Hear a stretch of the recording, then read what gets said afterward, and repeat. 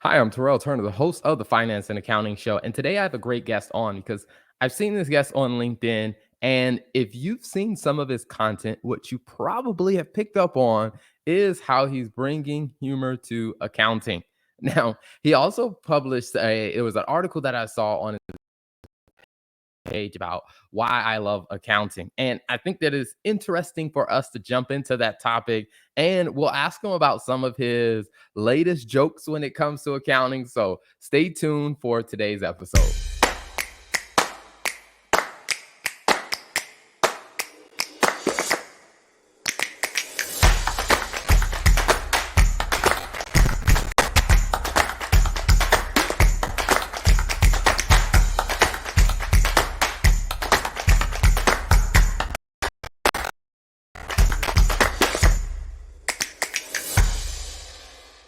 So without further ado, let me bring on my guest, Lukas Sundahl. Welcome to the show. Hey, glad to be here. Absolutely, absolutely. Definitely a pleasure. I mean, you're no stranger to being on camera or creating content on LinkedIn. And I know that, like I said, there's a lot of great stuff that you've done there. And even in your profile, you talk about, just how you love accounting. And then not only just accounting, but the analytics enthusiast. So I definitely want to talk about that. Before we do, can you tell us a little bit about your background? Yeah, so I think my background is unique in fact that I started off in college. I earned a kinesiology degree, worked as a personal trainer for a while, and then from there, I enjoyed that, but knew long term the hours it was not for me. So from there, I got a job at an investment company and just started like slowly migrating over to like the business side, and then from there, I went back and got an MBA in finance. And then as I was looking for jobs, a lot of them were indicated they wanted a undergrad degree in accounting or finance.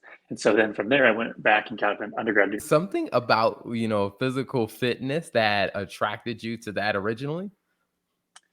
Yeah, so I always enjoyed working out. In addition to that, there's some people that in my fraternity in college that we go to the gym together, and I enjoyed helping others, just even my friend at work, like with some workout ideas, that type of thing. Nothing too formal at that point, but just something I enjoyed.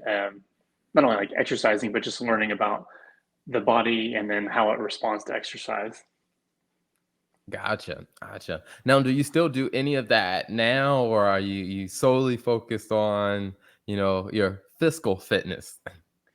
Yeah, so I work out in the mornings. I have like a gym membership close to the house, so I still do that frequently. But in terms of like training anyone, I haven't done that for a while.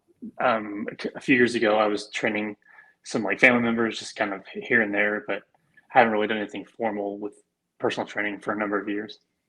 Gotcha, gotcha. Now, this is an I guess you'd say a off-topic question, but I guess since your background is in fitness, I wonder, like, when you go to the gym and you see other people doing stuff and you see they have wrong form, does something go off in the back of your mind, Oh, like, ah, should yeah. I say something?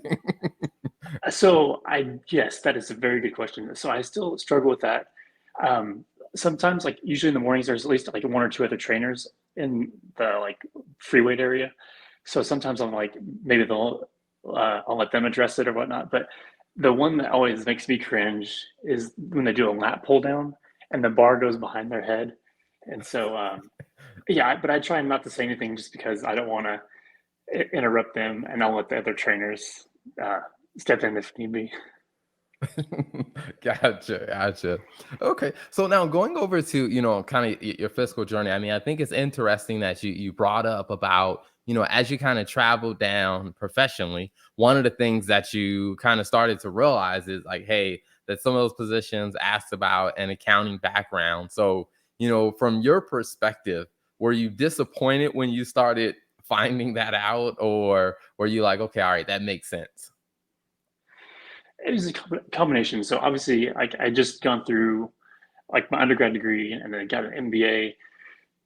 So I was like a little frustrated, but at the same time, I understood because with professions like accounting and like law and medical, like medical, especially for surgeries and that type of thing. But even with accounting, you still need to have a good amount of education to be, especially if you move on to audit or tax or whatnot.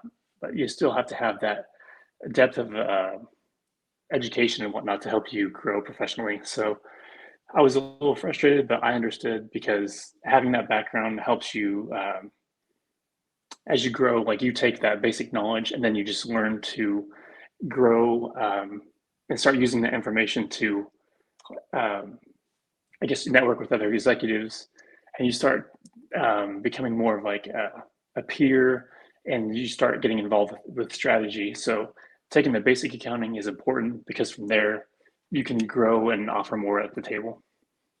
Gotcha, gotcha. Yeah, because I mean, I'm curious about your perspective on this. I know I had a friend when that worked at General Electric at the time, and his background was an undergrad. He studied finance and he got an MBA.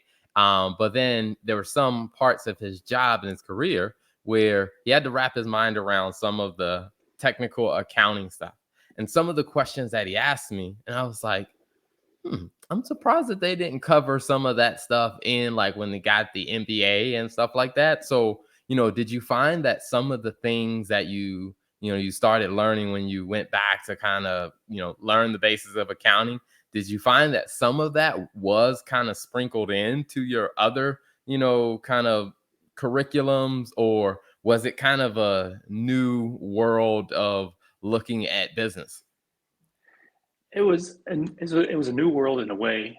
With the accounting, especially, there was more of a focus on like generally accepted accounting principles and the frameworks and the reasons like why things are done a certain way.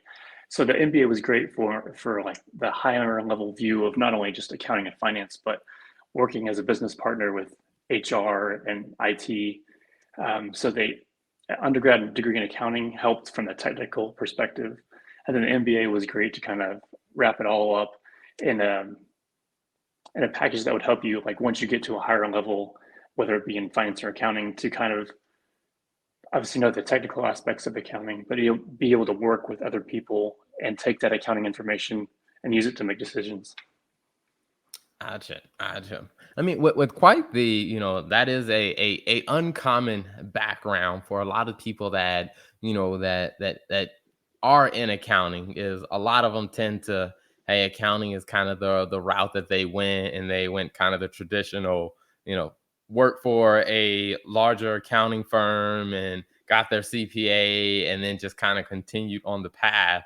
Now for yourself, is do you find that, your path, do you feel like it helped you understand the business side of, an organization, going the non-traditional route you went?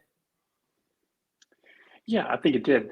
So even when I was initially looking at going back to school from an MBA, a lot of the clients I had were like executives, doctors, and so they had like obviously a lot of business connections and business knowledge and acumen. So even as I was like planning my MBA enrollment in that process, I was able to glean a lot of information from their perspective. And so while I didn't have any formal accounting or finance training at that point, I still started to understand like the business world from owner's perspective and what to look for. And so I had a good mentor network going into it. Gotcha. I think that's something that definitely stands out because, my background, I studied, I had a general business degree in undergrad, and I went to grad school, got a master's in accounting, and worked for a big four firm and did audit for a couple years. And one of the things that I find with a lot of my peers who did that similar thing is they tend to struggle when it comes to the business acumen. So it sounds like I said, you had a great network to tap into to help you overcome that hurdle that so many of us face. Now, when it came down to, the analytics enthusiast, kind of where did that start to play in for you? Oh, so for me, I've always enjoyed like I was like accounting, but in addition to that, like when I was going through coursework and seeing other things on like LinkedIn or whatnot, I always enjoyed seeing like the data visualization and taking like the accounting data and making it meaningful, like from a visual perspective, and not only like just visually presenting the data, but then talking through that said data. So um, that's and I like working in Excel. I'm always trying to find ways to work more efficiently in any software I use, or if it's Excel. And so, um, like the analytics piece just kind of caught my eye as a way to be a bit like contribute more. So I could obviously do the accounting perspective, but then I can also help when it came time to presentations to management executives, preparing the data initially, and then even as I've grown some in my career, taking that data and actually talking through it, and then helping make decisions for the business. Awesome. One of the things that I'm curious from your perspective is because this comes up a lot with people who have accounting and finance backgrounds. Like during the time of your studies of whether it was your MBA or whether it was going back to grasping the basic concepts of accounting. At any point, did anyone inform you how much you would be working in Excel? No, not really. I knew I'd use it pretty frequently, but I didn't know I'd use it to this level. I think a lot of times, like um, you see accountants and you're like, oh, okay, like they use an ERP system, and then you get into the ERP system, you go through the training.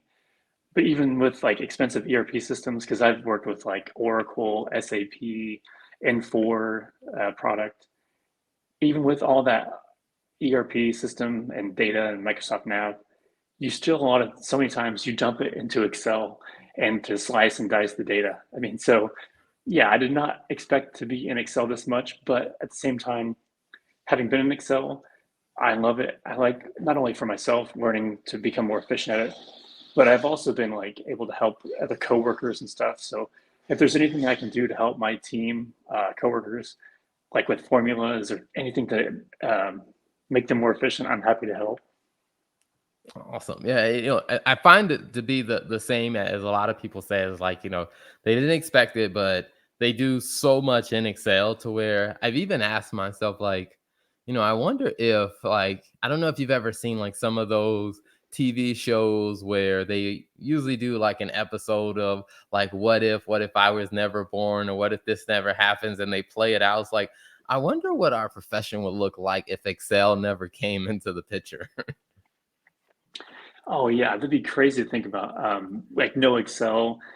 I feel like there'd be some other software that came along eventually from like the actual ledgers, but I can't imagine what it would be like without like a true spreadsheet, whether it's Excel or Google Sheets. Hmm. Gotcha, gotcha. Now, do you find that you do any analysis in Google Sheets, and just kind of like how often are you working Google Sheets versus the Microsoft Excel? Um, so like Google Sheets, I feel like is I haven't used it a ton. There's a couple like volunteer organizations that I've worked with that uses Google Sheets.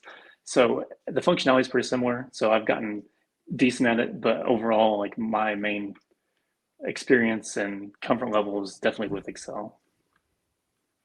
Gotcha, gotcha. Yeah, it was one of those things that I was telling people that I think because they were asking like what's the difference between Google Sheets and Excel, and I was like, Google Sheets, the features are not as plentiful, and but I was like the plus is that it's easier to share data and like to see the same document. So like if one person makes changes on this end to where I was like, if Microsoft Excel can figure that out, then that would just make it like a superpower of a tool. Oh yeah, I agree. So they've made it easier with the Office 365 platform, but if they can do a thing where it's even easier to share and be in the workbook at the same time, yeah, that'd be a game changer for them in the marketplace. Mhm. Gotcha, gotcha. So now, when it comes down to combining, like I said, your very unique background with your finance and your accounting and just getting kind of that business knowledge, um, how has like the combination of all that kind of played out for kind of your career as you went along? So for me, it's been really good, especially the last like 2, even 3 roles that I've been in are smaller companies. Or I mean, it's still decent in terms of like revenue, but smaller in terms of overall staff. So I feel like with accountants at smaller firms, yes, you do the traditional accounting work, but then you're also tasked with doing budgeting and forecasting. So that's been helpful for me. I've had obviously the accounting background, but then I get to combine it with what I've learned, like using the analytics pieces and the finance um, coursework that I've gone through. And that's helped me to not only like do the historical reporting for accounting, make sure everything's in compliance, but it's allowed me to be help the other leaders I've worked with the forecasting process. Nice, nice. Now, when it comes down to, some of the content and the things that you share on LinkedIn, how did that start to, or yes, creating content or videos or the jokes that you create there? Like, how did that start to like come into, your mind or form as an idea? So it's really interesting. So basically, back when the pandemic first started, my wife and I, like, I'd heard about Musically and then what became TikTok. And so there was more downtime with things, so many things shut down. So we like, obviously we did other things and we have kids and so other activities, but at certain times we'd be like, oh, like just TikTok, kind of scroll through there. And from there, just like the videos were entertaining. As I've consumed more content, I came across people that were doing videos on Excel, accounting and finance, like QuickBooks, that type of thing. And so I was like, there's got to be a fun way to like get involved with content creation and maybe like do a dance or two. And then I also had an idea for like accounting couture, like just trying to do like t-shirts or that type of thing and combine it to not only have like a content creation with TikTok and whatnot, but also have like shirts and stuff. So basically, it's just slowly evolved. I got started October of last year with TikTok videos. Um, as I was going through there, I started making some dad jokes where I wanted people to learn about accounting, but make it funny as well. And so my it's slowly iterated through. I have like accounting couture website. I post things on Instagram, TikTok, and then share things on LinkedIn. And it's just slowly grown to where like I still do like some dad jokes on accounting and other videos where I just try and teach accounting in a quick way for non-accounting professionals.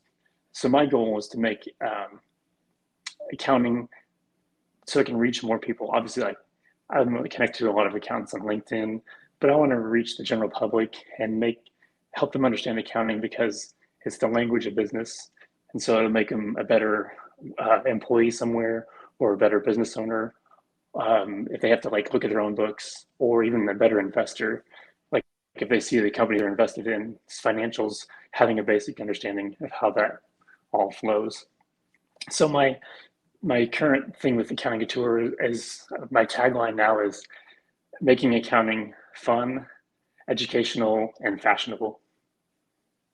Nice, nice. I love it. I love it. And I think that there's such a big need for it because there's so many people that don't realize how much accounting impacts what they do, whether it's a profession or whether it's a business. And at least having a basic understanding could be a game changer for them.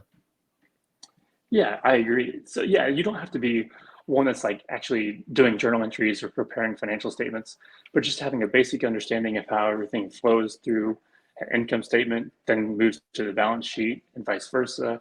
And then also understanding like a cash flow statement and why it's important to know that because there's a lot of things that show up on an income statement or P&L that are non-cash items. So having an understanding of those three statements, just even a basic understanding will make you a better business owner, employee, or investor. Absolutely. Yeah. I would definitely tell for a lot of people who may be considering looking at investments. I mean, and you start looking at publicly traded companies, there are quite a bit of things that show up on the P&L that are not cash related. So it's definitely important to understand those. So if people are interested in following some of your content and seeing about what you're sharing, where can they find you online?